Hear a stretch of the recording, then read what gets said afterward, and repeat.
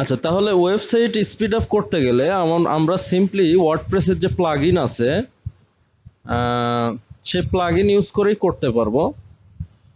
মোটামুটি প্লাগইনই সব কিছু করে দেয়, কিন্তু এখন বিষয় হলো সব সাইট তো আর ওয়ার্ডপ্রেসে বিল্ড করা নাই।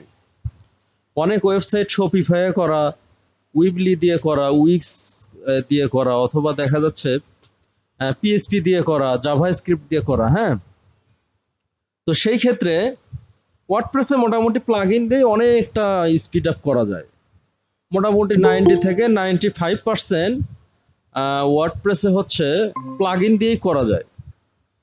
এবং ওয়ার্ডপ্রেসটা বিশ্বের সব থেকে বেশি ইউজেবল বা ইউজড একটা সিএমএস। সিএমএসটা কি? সিএমএসটা হচ্ছে কন্টেন্ট ম্যানেজমেন্ট সিস্টেম, অর্থাৎ কোডিং ছাড়াই তুমি সবকিছু করতে পারবা। কোডিং ছাড়াই একটা পেজ বানাতে পারবা। যেমন আমরা যে ব্লগ কিছুদিন আগে একটা ক্লাস করছিলাম ব্লগ পোস্ট করা, এখানে কি কোডিং করা লাগে? Simply dynamic. হ্যাঁ, যেখানে কোডিং করতে হয় না। ওয়েবসাইট বেসিক্যালি দুইটা ওয়েতে বানাতে হয়, একটা স্ট্যাটিক ওয়েতে আর একটা হচ্ছে ডাইনামিক ওয়েতে। স্ট্যাটিক ওয়েতে হচ্ছে কোডিং করতে হয়, আর ডাইনামিক ওয়েতে কোডিং করতে হয় না। এরকম একটা ইন্টারফেস আসবে, সেখানে টাইটেল, ডিসক্রিপশন, ইমেজ, ভিডিও, এটা সেটা যাবতীয় সবকিছু করার একটা স্পেস দিবে। এটাকে বলা হচ্ছে ডাইনামিক। অনেক সময় ক্লায়েন্ট বলবে, হ্যাঁ আমার ওয়েবসাইটটা স্ট্যাটিক, তুমি ডাইনামিক করে দাও। অথবা অনেক ক্লায়েন্ট বলবে স্ট্যাটিক একটা ওয়েবসাইট বানায় দাও, বা আমার এই ওয়েবসাইটটা স্ট্যাটিক, এটার এসইও করো। তখন তো যদি না বোঝো তাহলে কিন্তু কাজ দিবে না।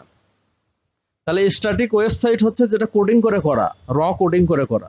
আর ডাইনামিক হচ্ছে কোনো কোডিং এর প্রয়োজন নাই, একটা ইন্টারফেস থাকবে, ওখান থেকে কন্টেন্ট দিয়ে একটা পেজ বানানো যাবে, ওখান থেকে ডিজাইনও করা যাবে। এগুলোর ব্যাক এন্ডে হচ্ছে কোড আছে। ঠিক আছে? আচ্ছা, এখন ওয়ার্ডপ্রেসটা হচ্ছে, সিএমএসটা হচ্ছে কন্টেন্ট ম্যানেজমেন্ট সিস্টেম। কোডিং যাতে না করা লাগে, এই জন্য সিএমএস আসছে। মানে ডাইনামিক্যালি ড্রাগ অ্যান্ড ড্রপ করে সিম্পলি কন্টেন্ট ম্যানেজ করে যাতে ওয়েবসাইট বানানো যায়, এই জন্যই সিএমএস আসছে, যে কোডিং যাতে না করা লাগে বা কম করা লাগে। আচ্ছা, এখন যেহেতু এটা একটা সিএমএস, আমরা ভাইয়া স্ক্রিন দেখা যাচ্ছে না। সিম্পলি প্লাগ ইনে যাব। এখান থেকে কি, এই যে plug in, add new plug in করবো। করে স্পিড আপের অনেক প্লাগ ইন আছে। যেমন আমরা যদি best website speed up plugins for WordPress দিয়ে যদি সার্চ দেই, তাহলে কিন্তু অনেকগুলো প্লাগইন আসবে। ঠিক আছে, অনেকগুলো কি আসবে। যেমন ডাব্লুপি রকেট, এটা মোটামুটি ভালো, এটা প্রো ভার্সনটা ভালো। ডাব্লুপি টোটাল ক্যাশ, এটাও ভালো। হ্যাঁ, যে কোনো প্লাগইন আমরা দিলে মোটামুটি এই প্লাগইনটা কি করবে, মিনিফাই করবে। আমাদের যে কোডগুলো আছে সে কোডগুলোকে কি করবে, মিনিফাই করবে, ছোট করবে। ঠিক আছে, মেইন কাজটাই হচ্ছে এই প্লাগইনের মিনিফাই করা। আর কিছু কিছু প্লাগইন ইমেজের সাইজ রিডিউস করবে। অর্থাৎ ইমেজ যদি একটা পেজে ভারী ভারী ইমেজ থাকে, ওই পেজটা কিন্তু স্লো লোড হবে। ওই ইমেজের সাইজটা কি করবে, শর্ট করবে। তো মোটামুটি তো আলিফ দেখাই দিছে। হ্যাঁ, আমরা যদি সিম্পলি যে W3 টোটাল ক্যাশ দিয়ে সার্চ দিই এখানে, তাহলে কিন্তু প্লাগইন চলে আসবে।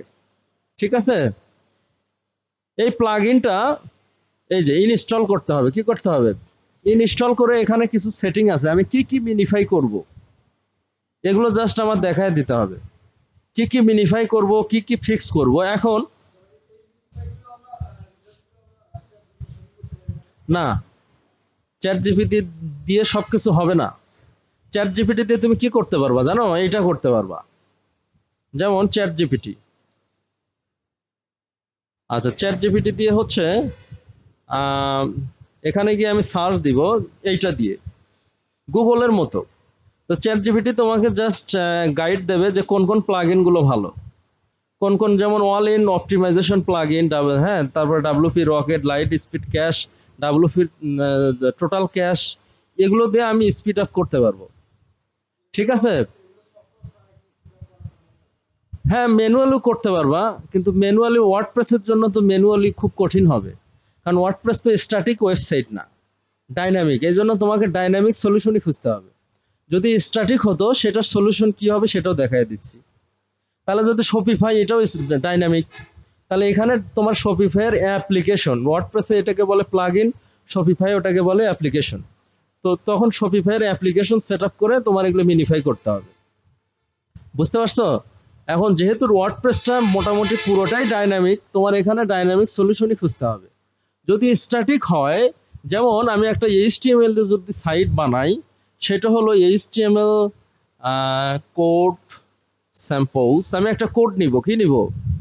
কোড নিব। এখন আহ, এটা হচ্ছে আমার কোড, এটা আমার কি কোড, তাই না? এই কোডটার কারণে এরকম ডিজাইন রান হচ্ছে, এই এইচটিএমএল কোডের কারণে এরকম ডিজাইন রান হচ্ছে।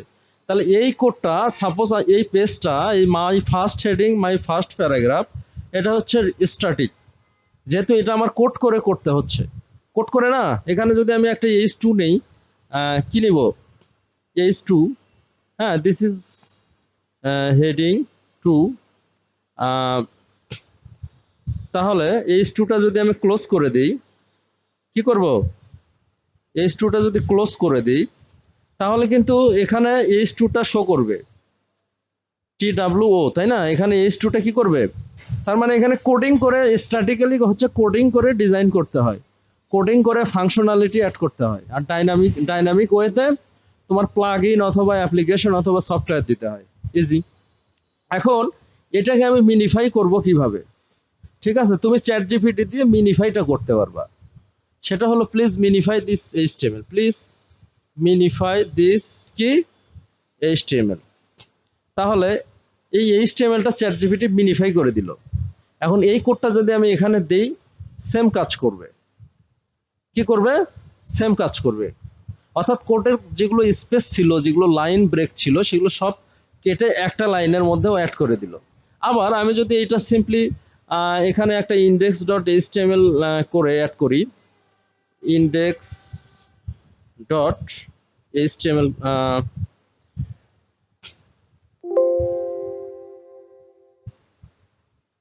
এটা যদি আমি এখানে এডিট করি, এডিট করে এইখানে যদি কোডটা আমি অ্যাড করি, ঠিক আছে, তাহলে সেম কাজটাই করবে। এটা যদি আমি ব্রাউজারে ওপেন করি, ওই জিনিসটাই ভিউ হবে। এটা একটা পেজ, এটা একটা স্ট্যাটিক পেজ। তাহলে এই কোডটা যদি আমি মিনিফাই করে এক লাইনে যদি কোনো স্পেস টেস্পেস বাদ দিয়ে, মিনিফাই মানে ছোট করা, স্পেস তুলে দেওয়া, লাইন ব্রেক তুলে দেওয়া, হ্যাঁ, কোডের মধ্যে বাগ থাকলে সেগুলো তুলে দিয়ে ছোট করা, তাহলে একটা স্পেসও কিন্তু জায়গা খায়, একটা এমবি খায়। একটা লাইন ব্রেক, ওইটাও কি খায়? এমবি খায়। এখন আমি মিনিফাই দিলেও ওই সেম কাজ করবে। আবার যদি তোমার আনমিনিফাই কোডটা দেই, এটাকে বলা হচ্ছে আনমিনিফাই, এটার অনেকগুলো স্পেস আছে, লাইন ব্রেক আছে, তাই না? এইটা দিলেও কিন্তু সেম ওই ডিজাইনটাই শো করবে। ওই ডিজাইনটা কি করবে?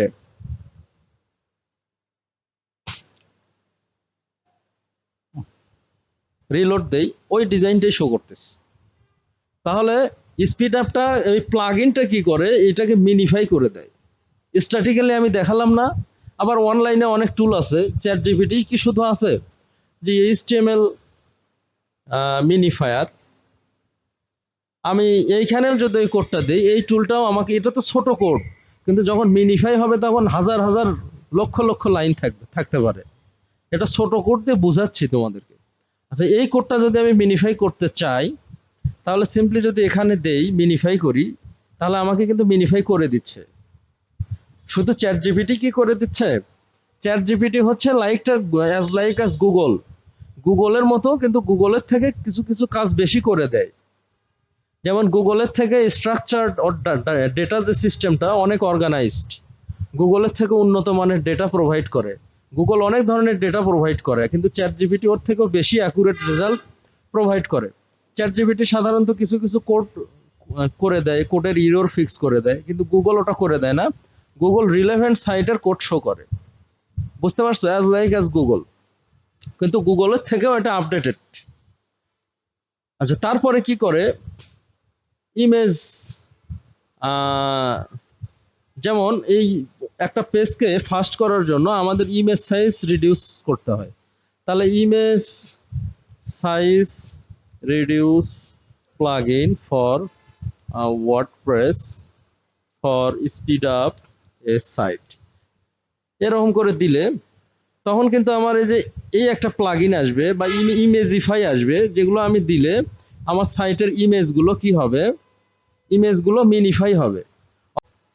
যতগুলো ইমেজ আছে, সাপোজ প্রত্যেকটা কিছু কিছু ইমেজ যদি ওর মধ্যে থেকে 5 মেগাপিক্সেলের বেশি হয়, ও কি করবে, ওই ইমেজগুলোকে ওই সফটওয়্যার একাই খুঁজবে, খুঁজে ওই ইমেজগুলোকে ছোট করে দেবে।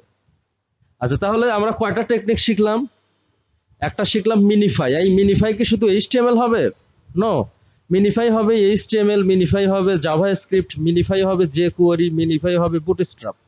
যত কোড আছে সব কোড কি করবে ও? মিনিফাই করবে। হ্যাঁ, সেটা যদি ডাইনামিক্যালি করি ওয়ার্ডপ্রেসের জন্য প্লাগইন দিয়ে করব।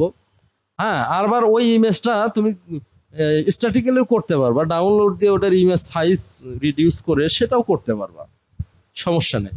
আচ্ছা, তাহলে এখন আমরা চ্যাট জিপিটি দিয়ে কি করতে পারবো, আইডিয়া নিতে পারবো। যেমন what attributes we need to fix to speed up a site. তাহলে কি কি আমাদের করতে হবে একটা সাইটের স্পিড আপ করতে গেলে? সেটা হলো মিনিফাই করতে হবে। কি করতে হবে? মিনিফাই করতে হবে। জি, অর্থাৎ অনেক ফাইল থাকবে, সেগুলো আমরা জিপ করব। কি করব? জিপ করলে কিন্তু ফাইল সাইজ ছোট হয়। আমাদের অনেক আননেসেসারি ফাইল থাকবে, সেগুলো আমরা কম্প্রেস করব অথবা সার্ভারে কি করব, ছোট করব, জিপ করে রাখবো। তাহলে ফাইল সাইজটা আমাদের কি হবে, ছোট হবে। মিনিফিকেশনটা বললাম। আচ্ছা, এছাড়াও ইনলাইন সিএসএস, এটা কিন্তু মিনিফাই হবে না। ইনলাইন সিএসএসটা কি? অর্থাৎ ইনলাইন একটা সিএসএস হচ্ছে 3 ধরনের। হ্যাঁ, একটা হলো ইনলাইন সিএসএস, একটা হলো ইন্টারনাল সিএসএস, আর একটা এক্সটার্নাল সিএসএস। ইনলাইনটা হচ্ছে, সাপোজ আমি এটার কালারটা রেড করব। কি করব? তার কালার যদি আমি রেড দেই, তাহলে রেড হবে। কি হবে? কালারটা আমার কি হবে? রেড হবে। আমি এটা সিম্পলি ব্রাউজারে ওপেন করি।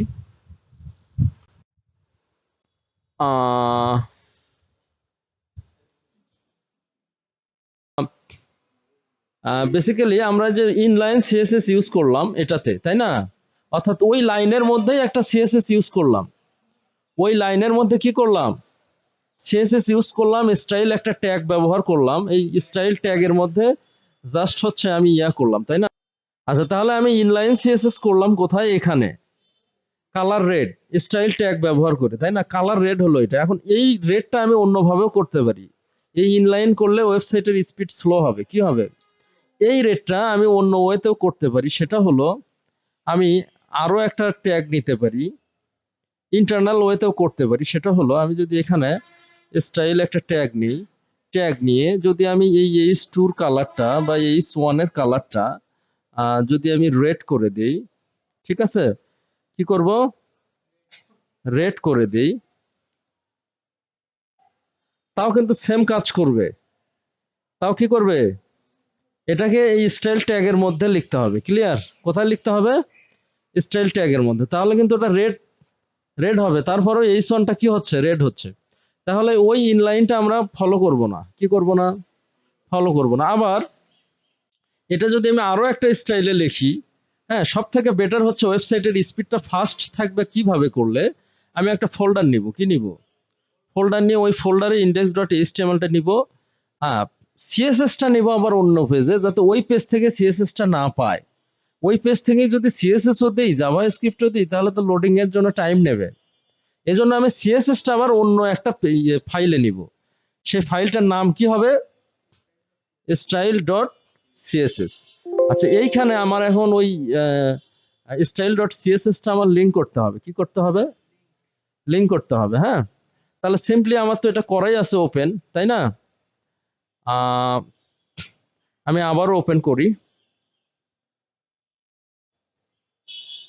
এটা কি কোন HTML নিলাম? ওটাই কি? হ্যাঁ, ওইটাই তো। আচ্ছা, এখন এইখানে আমি একটা লিঙ্ক ট্যাগ নিব। কি নিব? হেড একটা ট্যাগ নিব। হেড ট্যাগের মধ্যে লিঙ্ক ট্যাগ নিব। কি নিব? লিঙ্ক। আচ্ছা, এইখানে এই হারিফের মধ্যে আমি স্টাইলটা লিঙ্ক করে দিব। কি করব? style.css। এখন আমি যদি ওই সিএসএস ফাইলে ওই কালারটা রেড করে দেই, কি করব? কালারটা যদি রেড করে দেই, যেমন আমার হচ্ছে H1 H2 কালার এবার রেড করি নাকি? H2 কালার যদি আমি রেড করি, সেম কাজটাই কিন্তু করবে। তাহলে সেম কাজটাই করবে। এবার H2টা রেড হবে। কোনটা রেড হবে? আচ্ছা, এটা এখন আবার ব্রাউজারে ওপেন করতে হবে। সেটা হলো H2টা এবার রেড হয়েছে। তাহলে একই কালার আমরা তিনটা ওয়েতে দিলাম। যদি ইনলাইন আর ইন্টারনাল ওয়েতে করি তাহলে ওয়েবসাইটটা স্লো হবে। আবার যদি অন্য ফাইলে করি, এটাকে বলা হচ্ছে এক্সটার্নাল। এক্সটার্নাল ওয়েতে যদি করি তাহলে সাইটটা কি হবে? ফাস্ট হবে। আচ্ছা, এখন চ্যাট জিপিটি থেকে আমরা আইডিয়া নিলাম কি কি করতে হবে। জাস্ট এই আইডিয়াগুলো নিয়ে আমরা যদি অ্যাপ্লাই করি, হ্যাঁ, আরো বেশ কিছু ইস্যু আছে, যেমন রিডিউস রিডিরেক্ট। এখন একটা পেজকে এক পেজ থেকে আরেক পেজে রিডিরেক্ট করা যায়। কি করা যায়? অর্থাৎ এটা সার্ভার থেকে করতে হয়। অর্থাৎ তুমি একটা ওয়েবসাইট ড্রিম আইটি গ্লোবাল এটা চেঞ্জ করছো, ডোমেইনটা চেঞ্জ করে শুধু ড্রিম আইটি রাখছো, dreamit.com। এখন মানুষ আগের যে ভিজিটর গুলো তারা তো ড্রিম আইটি গ্লোবালই যাবে, যাই দেখবে কি সাইট কেন জানি বন্ধ, তাহলে আমার লস, অনেক সেলস আমার কমে যাবে। এই জন্য আগের ভিজিটররাও যদি ড্রিম আইটি গ্লোবালে যায় তাহলে ড্রিম আইটিতে কনভার্ট করে আসবে। কল ডাইভার্টের অপশনটা দেখো নাই? কল ডাইভার্ট এরকম ওয়েবসাইটকেও ডাইভার্ট করা যায়। অর্থাৎ যে এই ডোমেইনে যদি যায় তাহলে নতুন ডোমেইনে আসবে, এতে করে আমি ভিজিটর গুলো হারাবো না। এটাকে বলা হচ্ছে রিডিরেক্ট। এই রিডিরেক্ট যদি বেশি থাকে তাহলে ওয়েবসাইটটা স্লো হয়। রিডিরেক্ট যতটা সম্ভব আমরা কমাবো। কি করব? কমাবো। আচ্ছা, তারপরে ডেটাবেজ অপটিমাইজেশন হচ্ছে আমাদের সার্ভারে অনেক কোড কোড থাকে, কোড। এই কোডগুলো কোনো আজে বাজে কোড রাখা যাবে না। আজে বাজে অনেক ফাইল থাকে যেগুলো আমাদের সার্ভারের স্পেস ভারী করে। যেমন কম্পিউটারের মধ্যে সার্ভার তো অ্যাজ লাইক অ্যাজ একটা কম্পিউটারের মতো। তুমি যদি মানে আজে বাজে ফাইল রাখো সি ফোল্ডারে তাহলে কিন্তু কম্পিউটার স্লো হবে। ডেস্কটপে যদি বেশি ফাইল রাখো কম্পিউটার স্লো হবে। তো সেই রকম সার্ভারেও আজে বাজে ফাইল রাখা যাবে না, ক্লিন রাখতে হবে। সার্ভার যদি তুমি ক্লিন রাখো, এটা অবশ্যই একটা ক্লাস নেওয়া দরকার সার্ভার ক্লিনের বিষয়ে। খুব সিম্পল। যদি তুমি ক্লিন রাখো, কোনো অতিরিক্ত কোড যদি না রাখো, তাহলে আমাদের ওয়েবসাইটটা ফাস্ট হবে। যেমন সিতে যেমন কম ফাইল রাখলে পিসি ফাস্ট থাকবে, ওই রকম সার্ভারেও যত ফাইল কম রাখা যাবে, আজে বাজে ফাইল যত কম রাখা যাবে তত ফাস্ট থাকবে। এই মেইন পয়েন্টগুলো যদি আমরা অ্যাপ্লাই করি স্ট্র্যাটেজিক্যালি, তাহলে একটা ওয়েবসাইট ফাস্ট করা যাবে। এবং যে কোনো ওয়েবসাইট তোমরা কাজ নামাবা, হ্যাঁ, আমরা স্পিড আপ করে দিব ইনশাল্লাহ। সেটা হয় ডাইনামিক্যালি হোক আর স্ট্র্যাটেজিক্যালি হোক, কারণ আমরা তো ডেভেলপার। আমরা নট অনলি মার্কেটিং এক্সপার্ট, আমরা ওয়েব ডেভেলপার এবং সফটওয়্যার ডেভেলপার। তো এগুলো আমাদের কাছে আলহামদুলিল্লাহ হ্যাঁ ইজি আর কি। তো এইভাবে আমরা স্পিড আপটা এইভাবে কাজ করে। স্পিড আপটা কি করে? এই সফটওয়্যার কি করে? এই কাজগুলো করে দেয়। কিন্তু সফটওয়্যার কিন্তু তোমার ওয়েবসাইটে সার্ভারে গিয়ে হিট করতে পারে না সাধারণত। তোমার ডেটাবেজ, একটা ওয়েবসাইটের ডেটাবেজ ক্লিন করতে পারে না। এগুলো বেসিক্যালি ম্যানুয়ালি করতে হয়। এগুলো কিভাবে করতে হয়? এই যে জিপ কম্প্রেশন, হ্যাঁ, তুমি যে ফাইলগুলো জিপ করবা এটা কিন্তু সফটওয়্যার করে দেবে না। এই জন্য আমাদের দুইটা ওয়ে জানতে হবে। কিছু কিছু জিনিস সফটওয়্যার দিয়ে হবে না। তারপরে তুমি যে রিডিরেক্ট গুলো কমাবা এটাও সফটওয়্যার দিয়ে হবে না। ইনলাইন সিএসএস গুলো যে তুমি রিমুভ করে এক্সটার্নাল সিএসএস অ্যাড করবে এটাও সফটওয়্যার করে দেবে না। তাহলে সফটওয়্যার কি সব পারে? হ্যাঁ, এই জন্য ম্যানুয়ালিও করতে হবে। যদি একবারে ফুল তুমি 100-তে 100 স্কোর নিয়ে আসতে যাও বা 100-র মধ্যে 95-80, তাহলে তোমার সফটওয়্যারও ইউজ করতে হবে, ম্যানুয়াল কাজও করতে হবে। এটা হলো স্পিড আপ। খুবই গুরুত্বপূর্ণ। আমরা ধাপে ধাপে এগুলো যখনই সুযোগ হবে দেখানোর চেষ্টা করব। হ্যাঁ, এইভাবে ডাইনামিক ওয়েবসাইট ওয়ার্ডপ্রেস দিয়ে যে আমরা বানাচ্ছি, যেমন তুমি ব্লগ পোস্ট করলা, এটাই একটা ডাইনামিক, মানে কোনো কোডিং ছাড়াই বানানো যায়।